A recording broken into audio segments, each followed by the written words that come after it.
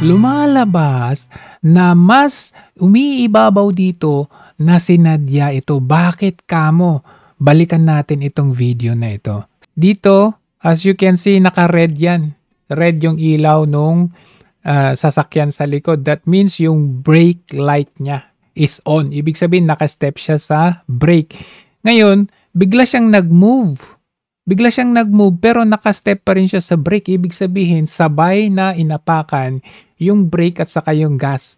Ibig sabihin, yung parang sa racing yan, naka-ready yung gas mo pero naka-brake ka. Pag bitaw mo ng brake,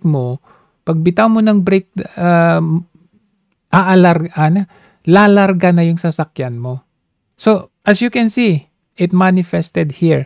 Tingnan nyo, ayan, pagka-under niya, may red pa, naka-step pa sa brake siya, pero umaandar, ibig sabihin, nakaapak pa rin sa gas, nakaapak pa rin sa brake, pero nakaapak na sa gas. Ayan, hanggang dito, nawala na. Ibig sabihin, tinanggal na niya yung brake, yung paa niya doon sa brake. Yung gas na lang. So, nakita ninyo, napakabilis. Sobrang bilis. Tingnan nyo, sobrang bilis talaga. Kasi nga, sabi ko, may curve dyan eh. Mataas yung curve dyan. So, kailangan, para makaakyat ka doon at masira mo kung ano man ang nasa harapan mo, kailangang bilisan mo. Kung titignan natin, mas umiibabaw yung si Nadia. Una, balikan natin yung driver, 48 years old, bata pa. At kung siya man ay naghatid, ibig sabihin experienced driver siya, hindi siya baguhan. Isa pa, sabi ko nakaka-alarma sa sinabi ni DOTR Vince Dizon, Kasi nandun ka agad, maalala ko tuloy yung parang sila Benhar Abalos na pag may mga pangyayaring ganito, nandun na agad sila sa press con. Parang premeditated ba ang dating? Ganon ang dating nito. Tingnan ninyo ang kanyang sinabi tungkol sa driver. Tila baga, pinagtatakpan nila yung driver. Tanong ko sa inyo, hanggang ngayon saan yung driver? Bakit hindi na-interview? Natanong man lang yung driver. Tingnan natin tingnan nyo. Hinatid. Ito yung alarming na sinabi niya. So right now, initially, mukha namang hindi pumunta dito yung driver para malagasan. Red flag yun. Bakit hindi man siya tinanong ng media or walang nag-iisip nun, pero bakit yun? Parang alam mo yung guilt.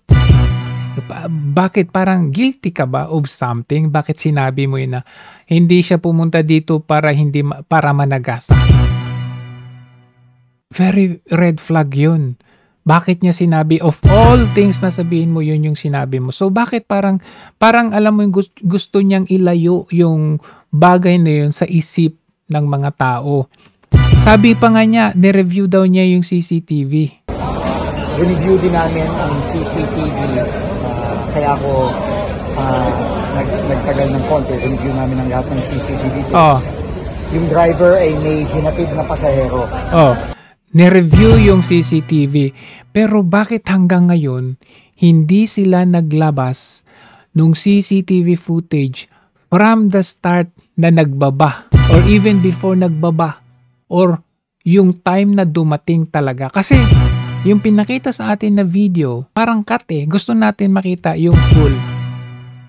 So, ito yung mga bagay na kailangan nating i-observe at very questionably. So, eto lang Initially, ang tinignan ko dito is si Ramon Ang. Kasi sabi niya, within 3 months, maayos na yan. Sinabi niya sa mga interviews niya, sa mga niya. Kasi last year pa naman na nag-take over ang NAIA eh. Nung January, sinabi niya ito. Anong sabi niya? Mabilis. Conveniente. Within 3 months, tapos na yan. Within 3 months, tapos na yan.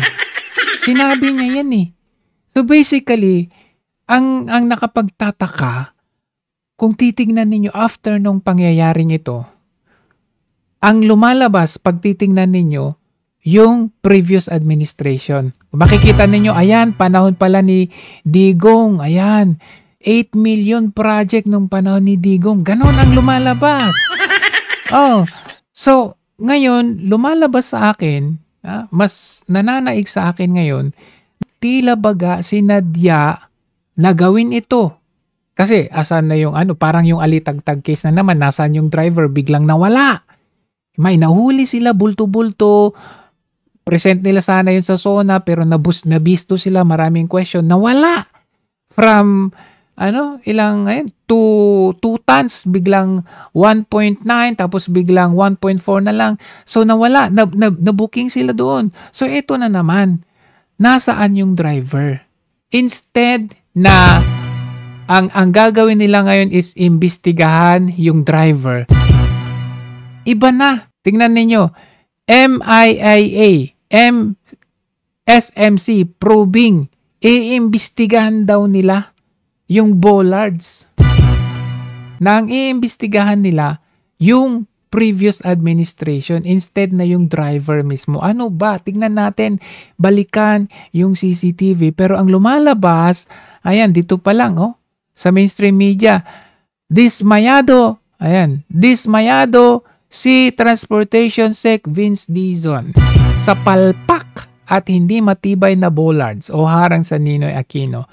At inilalabas na nila ngayon yung kay PRRD. At eto na nga yung inilalabas nila. Ayan po, noong panahon ni Tatay Digong 2019. At nakita naman natin, ayan, napakalinaw na magkano yan, 8 million yung budget niyan. Pero ang pinag-uusapan po natin, NAIA Terminal 1, NAIA Terminal 2, NAIA Terminal 3, and NAIA Terminal 4. 8 million, baka nga kulang pa yan kung ang pinag-uusapan natin ay 4 na terminal. Nakakatawa talaga kayo, no? I mean, binadgetan niya ng 8 million. Ano sa tingin nyo 8 million? Yung isang bollard lang? Hoy! 4 po na terminal yan.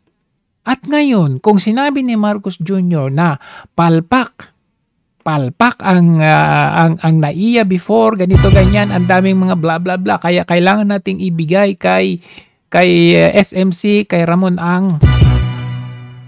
Anong sabi ni Ramon Ang? Within 3 months. Conveniente. Within 3 months. Within 3 months.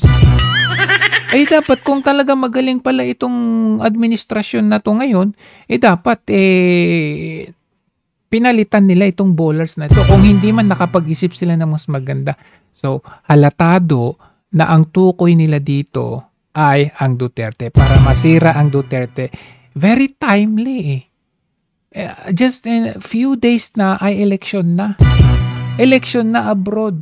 But few days election na dyan sa Pilipinas. So makita niyo kung paano nila gagawan na naman, paano nila i-spin, gagawan ng twist of story, sisisihin na naman ang previous administration. Diba halatado? Ayoko mang isipin nung una na ito po ay sinadya. Pero nung nagsilabasan na yung 8 million budget ko nung panahon ni Duterte, confirm na para sa akin kasi halatado naman, na eksperyensyado kang driver. Tapos sasabihin, mali yung apak. Paano naging mali yung apak? Mali daw yung apak kasi ang inaano niya ay manual. Manual ang manual, ang automatic, 2 lang yan ang pagpipilian mo. 'Di ba? Kung mali yung apak, naka-apak ka na sa brake dyan Paano mali yung apak? Ibig sabihin, sinadya mong umapak doon sa acceleration. Unang-una, isa pa, sabi ng driver, may iniwasan siyang sasakyan. Wala namang sasakyan dyan. I-review ninyo, tignan ninyo. Di ba halatado talaga yung galawan nila? Isisi sa gobyernong Duterte kasi halalan na. At the expense of killing people.